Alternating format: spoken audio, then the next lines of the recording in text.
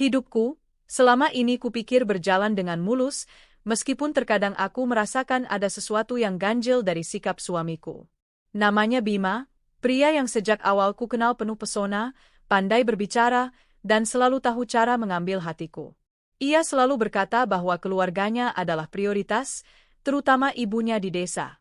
Aku percaya itu, karena bagiku, seorang pria yang menghormati ibunya tentu juga akan menghargai istrinya. Pagi itu, seperti biasa, aku bangun lebih awal dari Bima. Udara masih segar, embun masih menempel di dedaunan halaman rumah, dan aroma kopi yang baru saja kubuat menguar ke seluruh ruangan. Aku menata meja sarapan dengan telaten, nasi hangat, ikan goreng kesukaan Bima, sambal tomat yang kuulek dengan tanganku sendiri, dan sayur bening bayam. Semua itu kulakukan bukan karena aku wanita yang haus akan pujian, melainkan karena aku percaya rumah tangga bisa hangat bila dimulai dengan kebiasaan-kebiasaan kecil yang penuh cinta. Ketika Bima turun dari kamar dengan langkah malasnya, aku sempat memperhatikan wajahnya yang seperti menyimpan beban. Ada kantung mata yang lebih dalam dari biasanya, ada tatapan yang seperti enggan menatapku terlalu lama. Aku mencoba menutup mata terhadap hal-hal kecil itu. Dalam hati, aku selalu berkata, mungkin dia sedang lelah dengan pekerjaan kantornya, mungkin pikirannya sedang kalut karena urusan bisnis. Sayang, ucapnya sambil duduk di kursi makan. Ia berusaha tersenyum, meski terlihat dipaksakan. Hari ini aku harus ke desa. Rasanya aku sudah lama sekali tidak menjenguk ibu. Aku juga ingin memberi uang kebutuhan sehari-hari untuk beliau.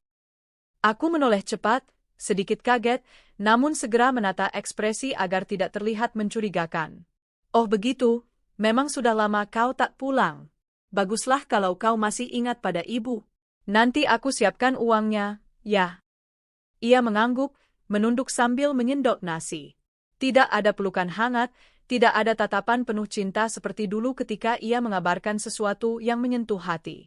Aku hanya bisa menarik napas panjang, menenangkan diriku sendiri. Sebelum ia berangkat, aku masuk ke ruang kerjaku. Di sana ada brankas yang berisi berbagai dokumen penting dan beberapa kartu ATM yang sengaja kubedakan untuk kebutuhan rumah tangga, investasi, maupun kebutuhan pribadi. Aku mengambil salah satu kartu ATM yang biasanya kupakai untuk kebutuhan bersama, lalu menyerahkannya pada Bima. Ini, gunakan untuk ibu. Jangan lupa belikan beliau kebutuhan sehari-hari. Aku juga sudah sisihkan untuk uang saku, ucapku sambil menatap matanya. Aku ingin mencari kejujuran di sana. Namun, yang kutemukan hanyalah tatapan menghindar, seperti seseorang yang menyembunyikan sesuatu. Terima kasih, sayang. Kau memang istri terbaik. Aku beruntung memilikimu, jawabnya sambil mencium keningku. Aku tersenyum hambar. Kata-kata manis itu bagiku tak lagi sehangat dulu. Entah mengapa, ada suara kecil dalam hatiku yang berbisik, jangan mudah percaya, sesuatu sedang tidak beres. Siang hari, setelah Bima pergi, aku sibuk dengan aktivitas kantorku. Aku memiliki perusahaan kecil menengah yang bergerak di bidang ekspor kerajinan tangan. Perusahaan itu tidak besar, tapi cukup untuk membuatku sibuk setiap hari. Para pegawai menghormatiku, bukan hanya karena aku pemiliknya, tetapi karena aku selalu berusaha memperlakukan mereka dengan adil. Namun di balik kesibukan itu, pikiranku terus melayang ke Bima. Bayangan wajahnya ketika pamit tadi pagi, kata-kata yang diucapkannya, dan caranya menggenggam kartu ATM itu terasa janggal. Ada bagian dari diriku yang ingin percaya, tapi ada juga bagian lain yang menolak begitu saja. Sore harinya, entah dorongan dari mana, aku memutuskan menyusul ke desa. Kupikir, sekadar memastikan keadaan ibu mertua bukanlah hal yang salah.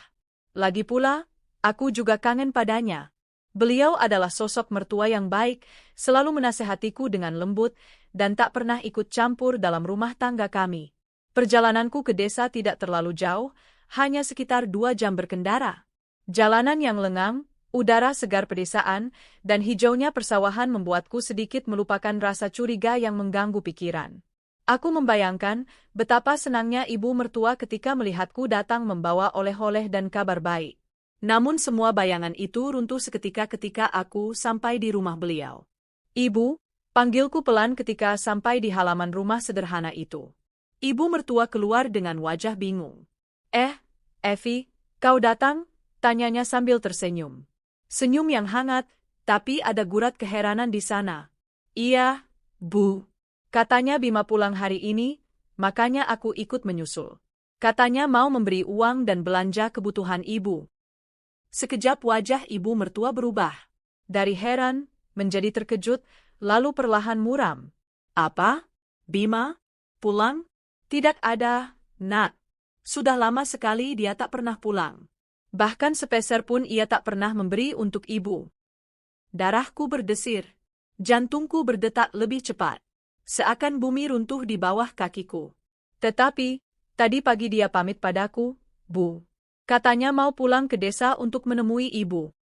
Ibu menggeleng keras. Tidak, Nak. Dia bohong. Ibu sendiri bingung sudah berbulan-bulan tak melihat batang hidungnya. Kamu jangan percaya kalau dia berkata begitu. Aku tercekat.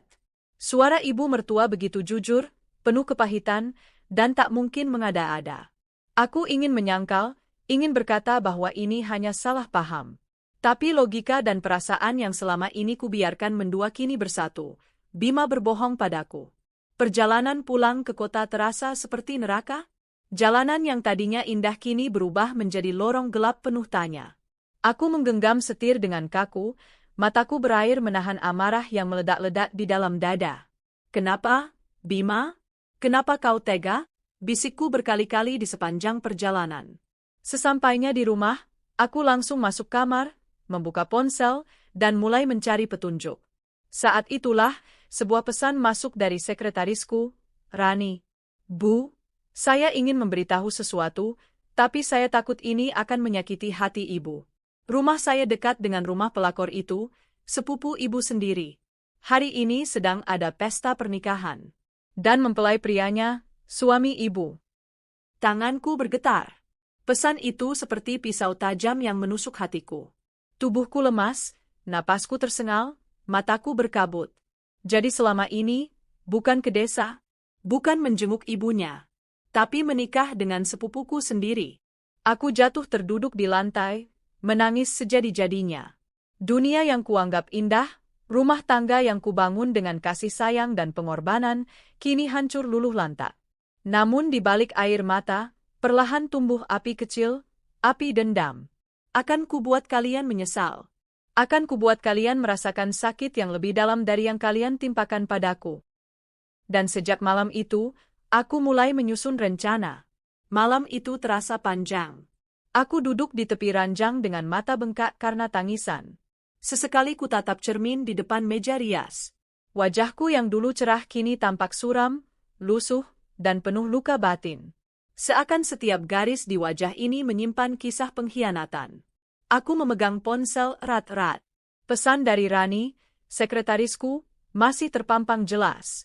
Setiap hurufnya menusuk hati seperti duri. Sedang ada pesta pernikahan. Dan mempelai prianya, suami ibu. Suamiku.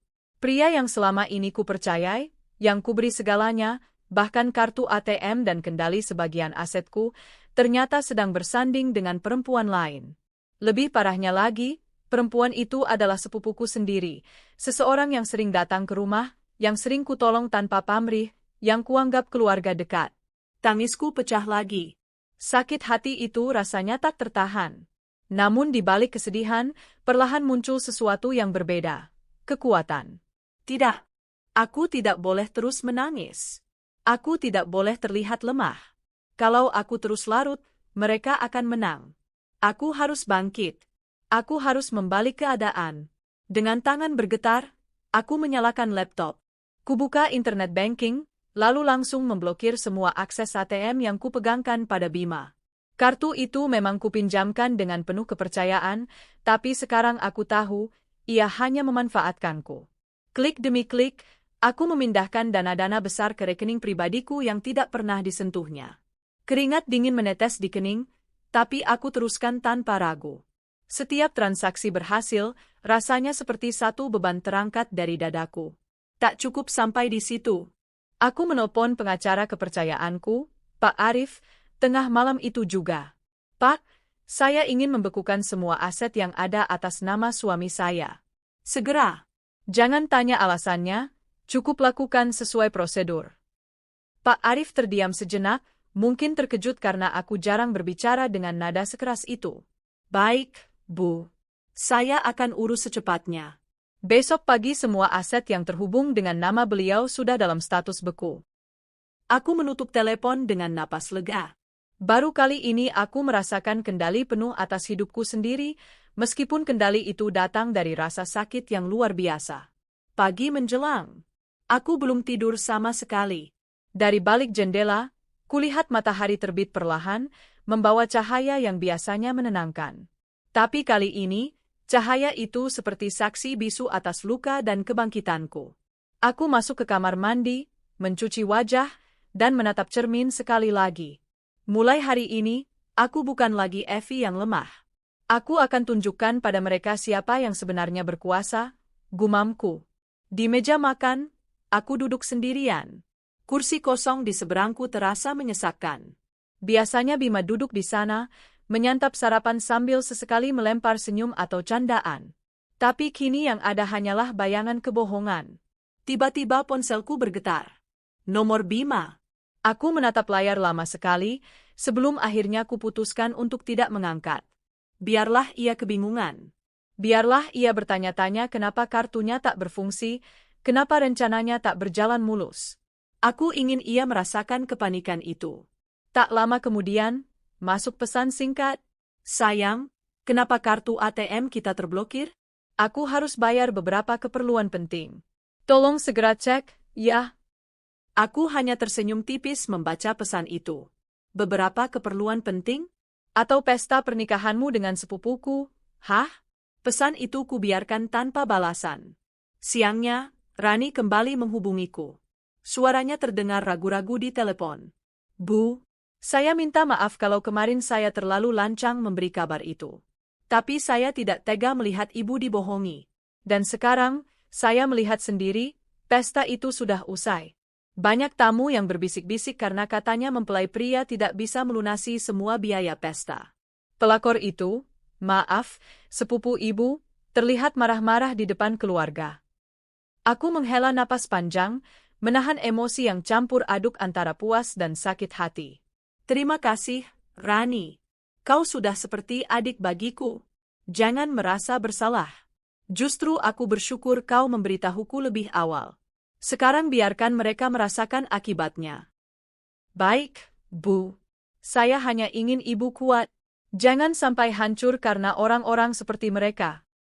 Aku menutup telepon dengan hati yang sedikit lebih tenang. Memang benar, aku harus kuat.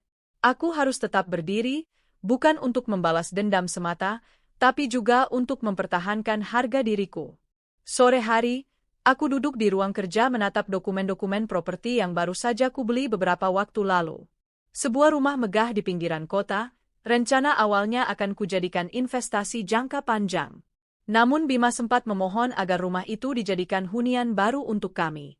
Aku sempat mengiyakan, meski belum kuputuskan kapan akan menempatinya. Kini aku tahu, rencana Bima sebenarnya bukan untuk kami. Ia ingin membawa pelakor dan keluarganya menempati rumah itu, hidup nyaman di atas keringat dan kerja kerasku. Aku tertawa getir. Kau pikir aku akan membiarkanmu, Bima? Tidak semudah itu. Malam itu juga aku menghubungi agen properti kepercayaanku. Pak, rumah baru itu, segera jual. Jangan tunggu lama. Saya tidak peduli harga berapa asal cepat laku. Pokoknya besok sudah ada pengumuman dijual. Agen itu sempat terkejut. Bu, itu rumah besar, megah. Kalau buru-buru, harganya bisa turun. Aku tidak peduli. Yang penting cepat. Setelah menutup telepon, aku bersandar di kursi dengan rasa lega.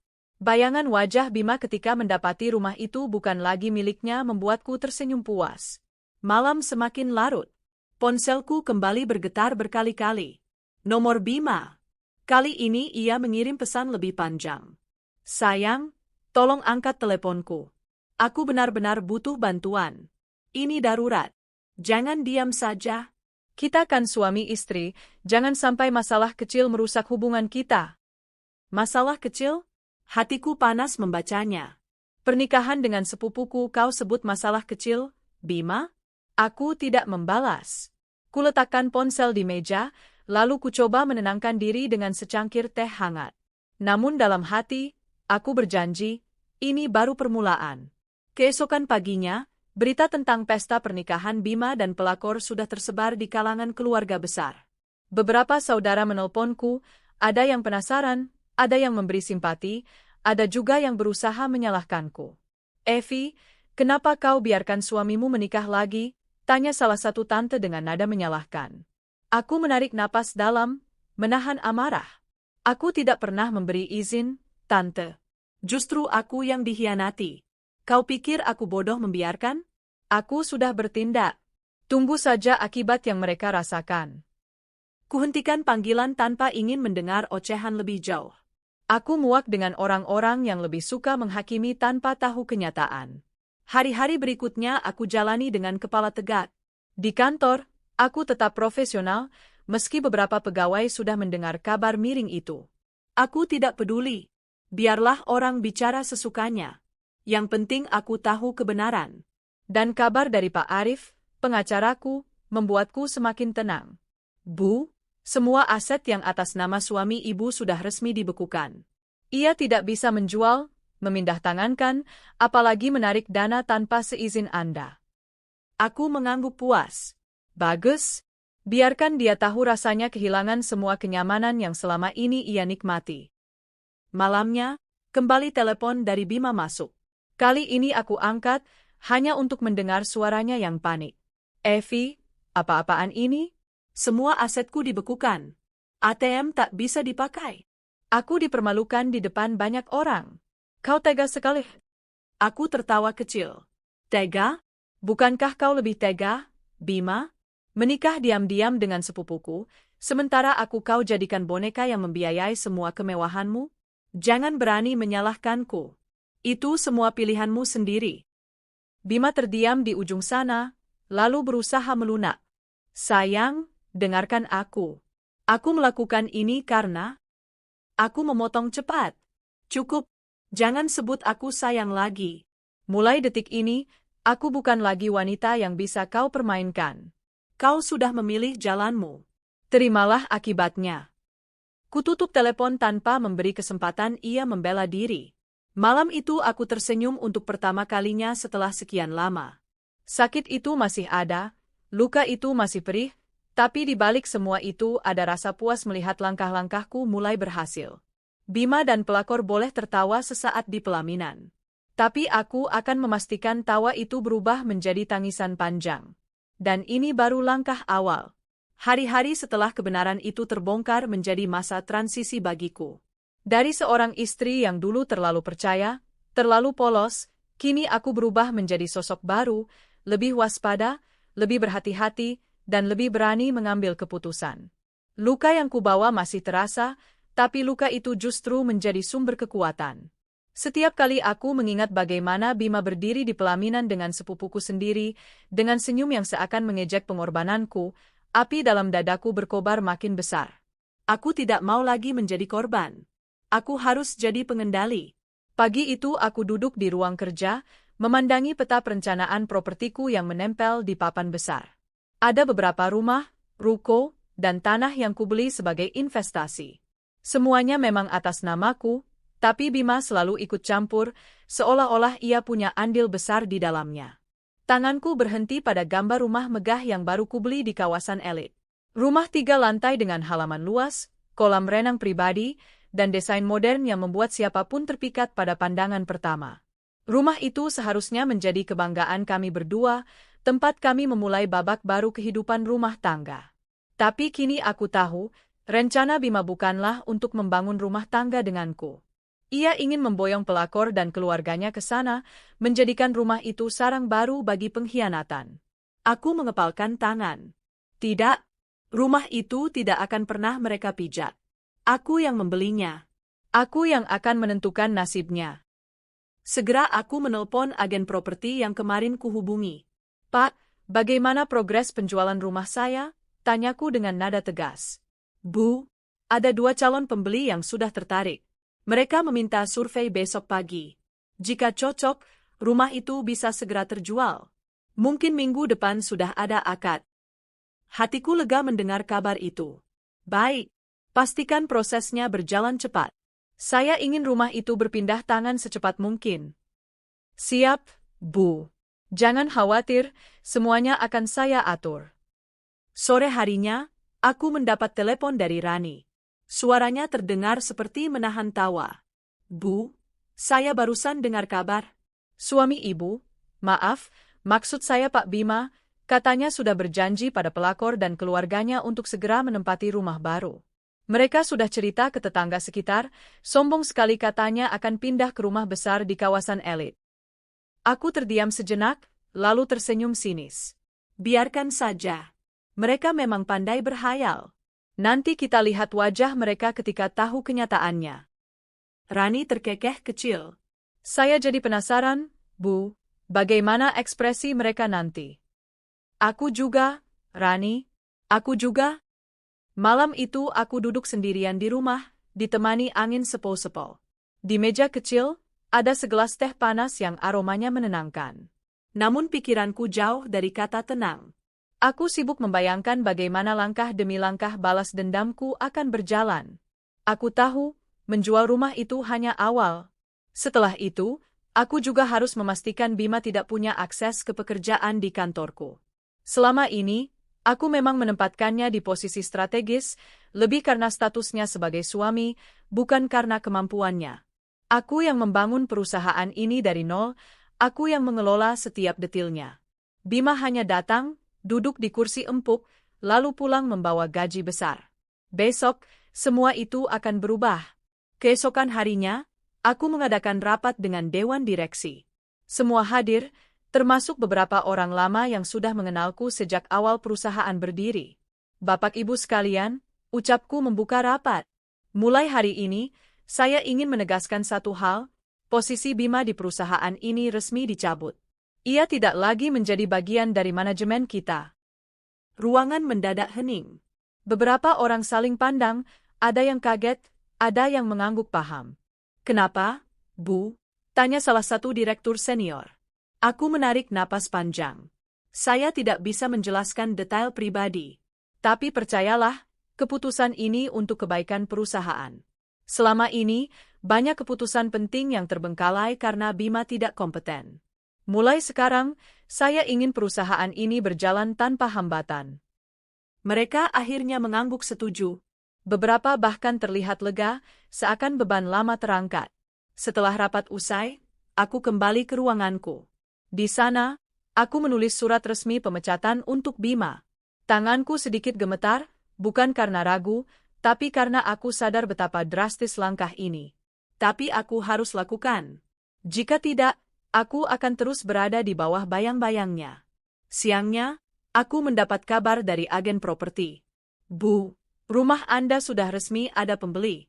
Hari ini juga mereka melakukan tanda jadi. Proses akad tinggal menunggu jadwal notaris. Aku hampir meloncat kegirangan. Bagus sekali.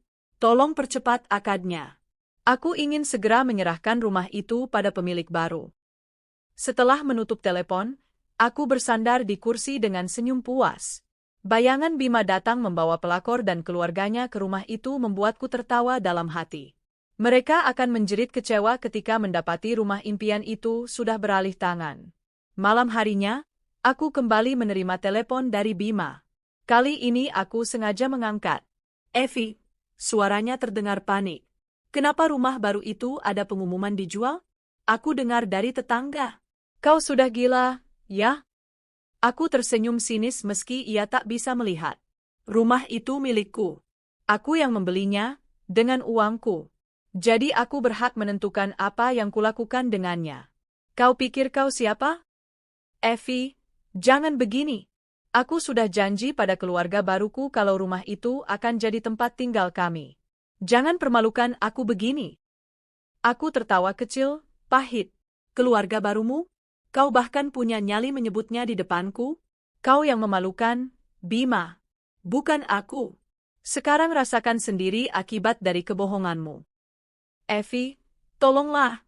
Setidaknya biarkan aku. Cukup. Jangan coba-coba memohon lagi. Aku sudah memutuskan. Kau sudah kehilangan segalanya, Bima. Dan itu salahmu sendiri. Kututup telepon tanpa ragu. Hari-hari berikutnya berjalan cepat. Rumah itu resmi berpindah tangan. Pemilik baru, sepasang keluarga muda yang ramah, langsung menempati. Aku sengaja tidak memberitahu siapapun, termasuk keluarga besar. Biarlah kabar itu menjadi kejutan manis saat Bima datang dengan sombong bersama pelakor. Sementara itu, aku semakin fokus pada perusahaanku. Dengan absennya Bima, suasana kantor terasa lebih ringan. Pegawai bekerja lebih nyaman tanpa tekanan orang yang hanya pandai menghabiskan uang. Namun aku tahu, badai sebenarnya baru akan datang. Karena Bima pasti tidak akan tinggal diam. Benar saja, suatu sore aku mendapat kabar dari Rani. Bu, saya barusan lihat sesuatu yang lucu. Pak Bima dan pelakor datang ke rumah baru itu dengan keluarga besar mereka. Mereka bawa koper, barang-barang, bahkan menyewa mobil besar. Dari luar mereka kelihatan bahagia sekali, seolah siap menempati istana baru. Aku menahan tawa. Lalu apa yang terjadi? Rani terkikik. Begitu mereka masuk halaman, ternyata sudah ada pemilik baru yang sedang duduk di teras. Bima langsung marah-marah, katanya rumah itu miliknya. Tapi pemilik baru menjelaskan bahwa rumah itu sah dibeli, ada dokumennya. Keluarga pelakor teriak-teriak, wajah mereka pucat semua. Aku tak bisa menahan senyum lebar. Rasanya seperti menonton drama langsung di depan mata. Baguslah, biarkan mereka tahu rasanya dipermalukan.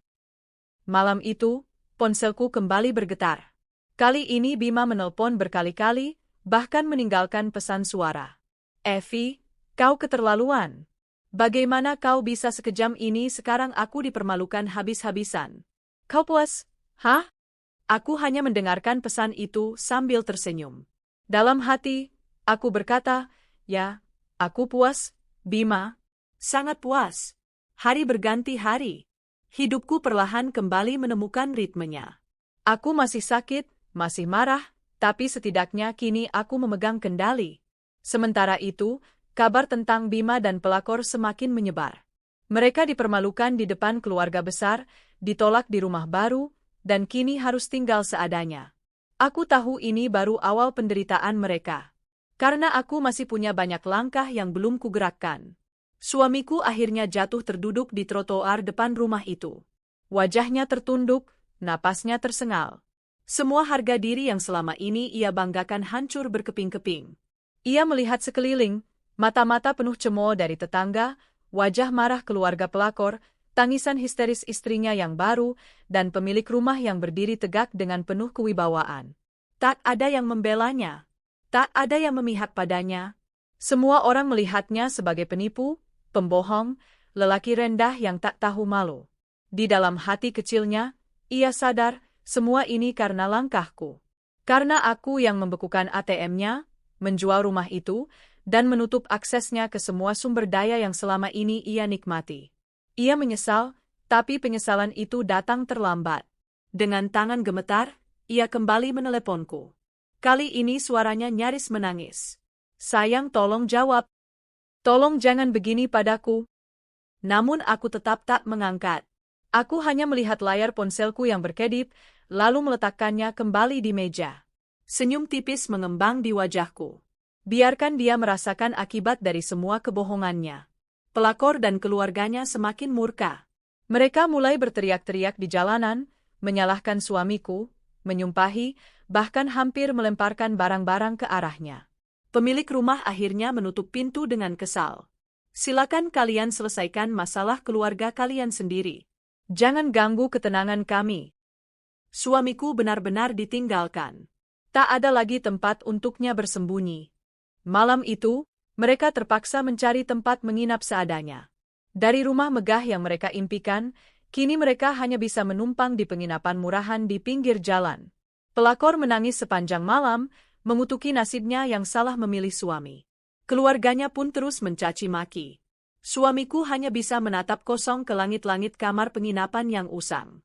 Hidupnya yang dulu penuh kemewahan kini hilang seketika. Semua karena ulahnya sendiri, keserakahannya, kebohongannya, dan pengkhianatannya. Dan itu baru permulaan dari penderitaan panjang yang akan ia alami. Malam di penginapan murahan itu terasa panjang dan pengap.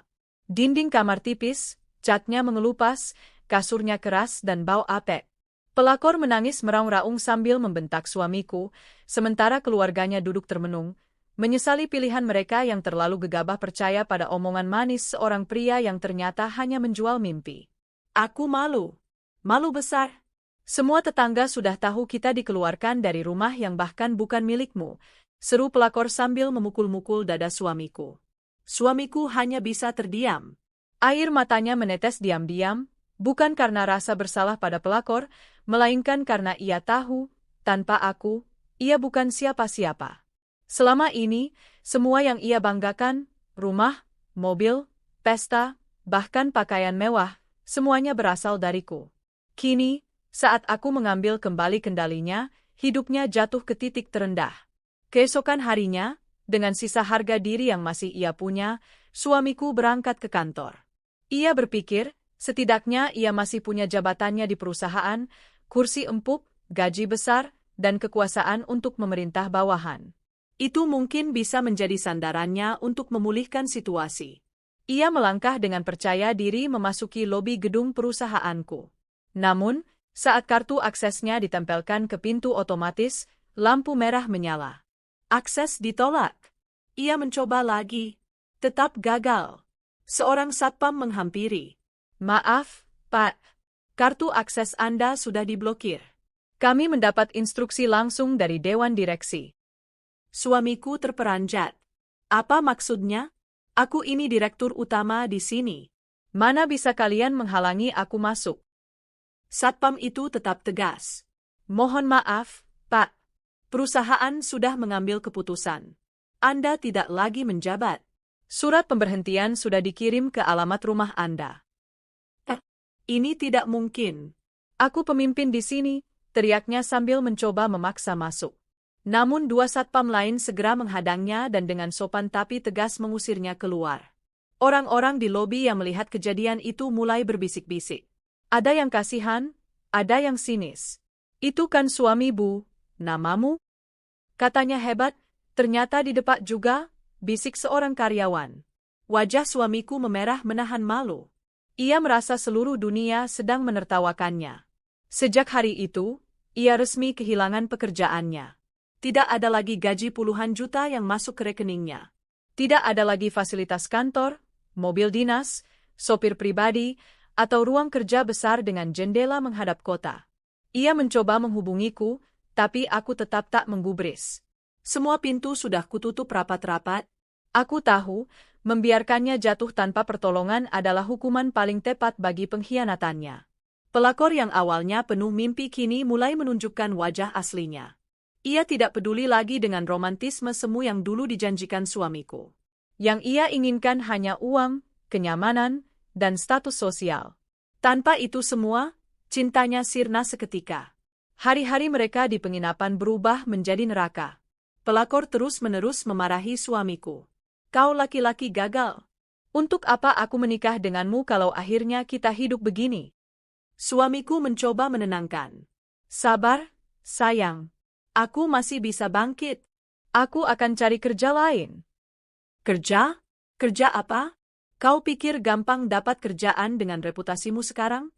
Semua orang tahu kau hanya numpang hidup dari istrimu yang pertama. Kau tidak punya kemampuan apa-apa. Kata-kata itu menusuk suamiku lebih dalam daripada tamparan. Namun ia tidak bisa membantah, karena memang benar, selama ini, semua yang ia punya berasal dari keringatku. Keluarga pelakor pun ikut menekan. Sang ibu menudingnya, kalau kau tidak segera memberi anakku kehidupan layak, aku sendiri yang akan mengusirmu. Kau tidak pantas jadi suami anakku. Suamiku semakin terhimpit. Ia menyesal, tapi penyesalan itu tidak bisa mengembalikan apapun. Beberapa minggu berlalu. Tabungan kecil yang ia punya habis untuk membayar sewa penginapan murahan. Pelakor semakin murka karena harus hidup dalam keterbatasan. Suamiku mencoba melamar pekerjaan ke berbagai perusahaan, tapi hasilnya nihil. Reputasinya sudah hancur, dan banyak orang tahu ia hanya numpang hidup dari kekayaan istrinya. Di satu kantor, HRD bahkan berkata langsung, "Maaf, Pak. Kami tidak mencari pegawai yang hanya mengandalkan nama besar pasangan. Kami butuh orang yang benar-benar kompeten. Ucapan itu bagaikan pisau yang menusuk jantungnya. Ia pulang dengan wajah muram, sementara pelakor menunggu dengan penuh emosi. Apa hasilnya? Bentak pelakor. Suamiku menggeleng lemah. Belum ada. Dasar tidak berguna. Kau hanya membawa sial dalam hidupku. Kehidupan mereka yang carut-marut mulai jadi bahan gunjingan. Tetangga penginapan sering berbisik, itu kan pasangan yang dulu pesta mewah, tapi sekarang tinggal di sini. Anak-anak kecil mengejek saat melihat mereka lewat. Hei, itu orang kaya palsu. Pelakor semakin merasa terhina. Ia membenci suamiku sepenuh hati, tapi tidak punya pilihan selain bertahan karena sudah terlanjur menikah. Suamiku sendiri semakin tenggelam dalam rasa putus asa. Ia merasa hidupnya sudah berakhir. Suatu malam, setelah pertengkaran panjang, pelakor berteriak histeris. Cukup, aku tidak tahan lagi. Lebih baik aku kembali ke orang tuaku daripada hidup sengsara bersamamu. Ia mengemasi barang-barangnya, meninggalkan suamiku yang terduduk di lantai, wajahnya basah oleh air mata. Namun sang ibu pelakor menahannya. Kau jangan kembali dengan tangan kosong. Suruh dia cari uang dulu. Kalau tidak, biarkan dia menderita sendiri. Akhirnya, pelakor tetap tinggal, tapi hubungan mereka semakin dingin. Tidak ada lagi cinta, hanya caci maki dan rasa benci yang semakin menumpuk. Sementara itu, aku menjalani hidup baruku dengan tenang. Perusahaanku berjalan lancar, aku fokus pada kebahagiaan diriku sendiri. Aku belajar mencintai diriku lebih dari sebelumnya. Aku tahu, di luar sana, suamiku sedang menderita. Setiap malam ia mungkin menangis menyesali kebodohannya, setiap hari ia mungkin dihina oleh wanita yang dulu ia pilih atas nama cinta palsu. Tapi aku tidak peduli. Itu balasan yang pantas. Aku berdiri tegak di atas kakiku sendiri. Aku tidak lagi takut kehilangan, karena aku sudah membuktikan bahwa aku mampu hidup bahagia tanpa pengkhianat. Suamiku kini benar-benar jatuh, tanpa rumah, tanpa pekerjaan, tanpa martabat. Ia hidup bersama pelakor yang setiap hari melampiaskan amarah padanya. Ia bukan lagi pria gagah dengan senyum percaya diri, melainkan bayangan suram dari dirinya yang dulu. Dan aku melangkah ke depan dengan kepala tegak, menata kembali kebahagiaanku. Matahari pagi menyinari kamar sempit di penginapan murahan tempat suamiku dan pelakor tinggal. Udara pengap bercampur dengan bau apek membuat suasana makin menyesakkan. Di sudut ruangan, suamiku duduk termenung, menatap kosong ke arah jendela berdebu. Wajahnya pucat, rambutnya acak-acakan, dan janggut tipis tumbuh tak terurus. Hari-hari penuh gemerlap, pesta mewah, dan mobil mahal kini tinggal kenangan. Hidupnya berubah drastis hanya dalam hitungan minggu. Dulu ia dielu-elukan sebagai pria mapan, sekarang ia menjadi bahan ejekan. Pelakor, yang dulu begitu memuja-muja manisnya janji suamiku, kini tak lagi menyembunyikan rasa bencinya. Setiap hari, suaranya yang melengking memenuhi ruangan sempit itu, penuh dengan caci maki. Dasar laki-laki tak berguna. Kalau tahu begini, lebih baik aku tidak pernah bertemu denganmu, teriaknya sambil melempar bantal ke wajah suamiku. Suamiku hanya bisa menunduk. Ia lelah membela diri. Meski sudah ditolak berkali-kali, suamiku tetap mencoba mencari pekerjaan. Ia berkeliling ke berbagai perusahaan, membawa CV yang dulu mungkin membuat orang terkesima. Namun kali ini, semua pintu menolaknya. Maaf, Pak. Kami sudah mendapat informasi tentang reputasi Anda. Kami tidak bisa menerima Anda di sini. Ucapan itu terus terulang. Setiap kantor, setiap perusahaan, semuanya menutup pintu rapat-rapat. Nama baiknya sudah hancur. Ia bahkan mencoba pekerjaan kasar, seperti buruh angkut di pasar. Tapi tubuhnya yang terbiasa hidup enak tak kuat menahan beban. Baru beberapa hari bekerja, ia sudah jatuh sakit. Pelakor semakin marah. Jadi ini nasibku? Hidup bersama laki-laki gagal yang bahkan tidak bisa memberi makan istrinya sendiri. Suamiku hanya bisa menatapnya dengan mata sayu. Di penginapan itu, suamiku bukan hanya mendapat tekanan dari pelakor, tapi juga dari keluarga perempuan itu. Ibunya setiap hari mengomel. Aku sudah bilang dari awal, jangan percaya laki-laki ini. Sekarang lihatlah, Kita semua dipermalukan. Kau suami macam apa, hah? Adik pelakor ikut menertawakan. Kupikir kau pria kaya. Ternyata hanya menempel di istrimu yang pertama. Dasar peceng. Suamiku menahan semua hinaan itu. Dalam hatinya, ia ingin sekali berlari kembali padaku, memohon ampun, meminta kesempatan kedua. Tapi ia tahu, semua sudah terlambat. Aku sudah menutup pintu rapat-rapat. Setiap malam, suamiku tidak bisa tidur. Ia memandang langit-langit kamar sambil mengingat masa lalu. Bayangan wajahku selalu muncul. Aku yang dulu selalu setia, selalu mendukungnya, selalu menjaga nama baiknya. Aku yang dulu menemaninya di saat sulit, tapi akhirnya ia hianati demi wanita lain. Ia mulai sadar, kebahagiaan yang pernah ia rasakan bukan berasal dari dirinya sendiri, melainkan dariku.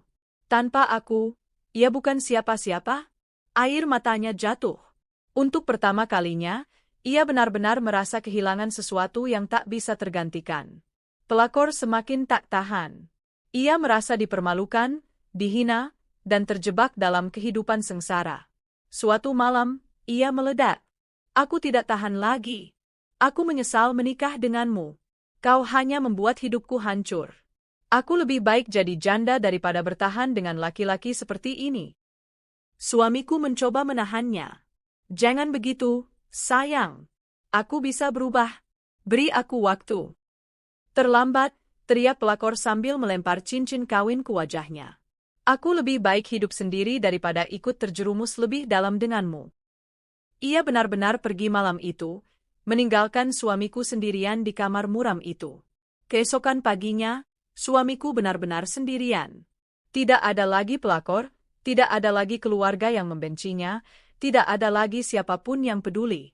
Ia berjalan tanpa arah di jalanan kota. Bajunya lusuh, wajahnya kusam, langkahnya gontai. Orang-orang yang dulu menghormatinya kini bahkan tidak mau menoleh. Di salah satu warung kecil, ia duduk sambil menunduk.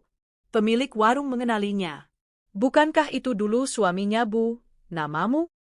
Astaga, sekarang jadi begini rupanya, bisik orang-orang. Suamiku hanya bisa menahan rasa malu. Ia sudah tidak punya harga diri lagi. Takdir mempertemukan kami kembali di sebuah acara amal yang kuhadiri. Aku datang dengan penuh wibawa, mengenakan gaun elegan, bersama rekan-rekan bisnisku. Di kejauhan, aku melihat sosok lusuh yang berdiri mematung di trotoar. Tubuhnya kurus, wajahnya kuyu. Aku hampir tidak mengenalinya, tapi ketika ia menoleh, aku tahu, itu dia, suamiku. Tatapan kami bertemu sejenak. Ia terlihat ingin menghampiriku, namun langkahnya terhenti. Air matanya jatuh. Aku hanya menatapnya dengan tatapan datar, tanpa sepatah kata. Lalu aku berjalan pergi, meninggalkannya di sana, tenggelam dalam kehancurannya sendiri. Setelah pertemuan itu, suamiku semakin terpuruk. Ia menyadari betapa jauhnya jarak antara dirinya yang sekarang dengan diriku yang sudah bangkit.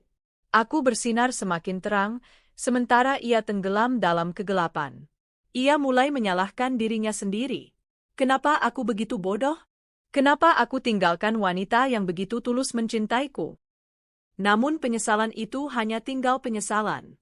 Aku tidak akan pernah kembali padanya. Luka yang ia buat terlalu dalam untuk disembuhkan. Sementara suamiku jatuh ke titik terendah, aku justru semakin menguat. Perusahaanku semakin berkembang, aku dikelilingi orang-orang yang benar-benar mendukungku. Aku menemukan ketenangan dalam hidupku sendiri, tanpa harus tergantung pada siapapun. Aku belajar mencintai diriku, dan dari situ aku menemukan kekuatan yang selama ini terpendam. Aku tahu, di luar sana, suamiku kini hanya bayangan dari masa lalu. Ia sudah menjadi contoh nyata bahwa keserakahan dan pengkhianatan tidak akan pernah membawa kebahagiaan. Di titik ini, hidup suamiku benar-benar runtuh. Tanpa rumah, tanpa harta, tanpa cinta, bahkan tanpa pelakor yang dulu ia bela mati-matian. Yang tersisa hanyalah penyesalan.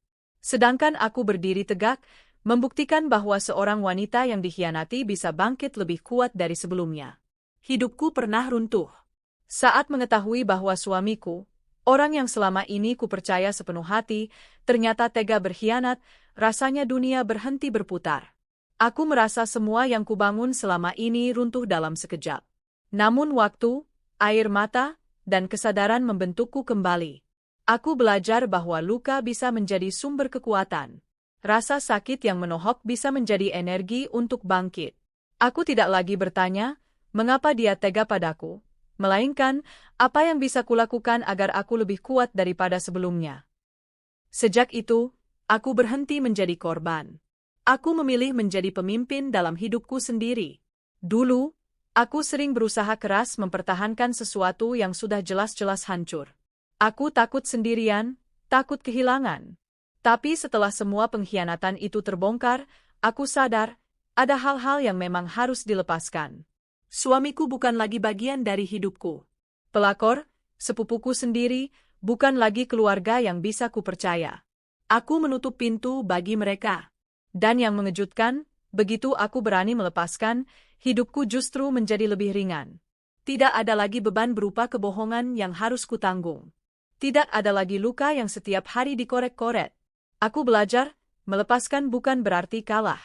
Justru sebaliknya, melepaskan adalah tanda aku memenangkan diriku sendiri. Setelah semua badai itu berlalu, aku mulai menata ulang hidupku. Rumah lama yang penuh kenangan pahit kutinggalkan.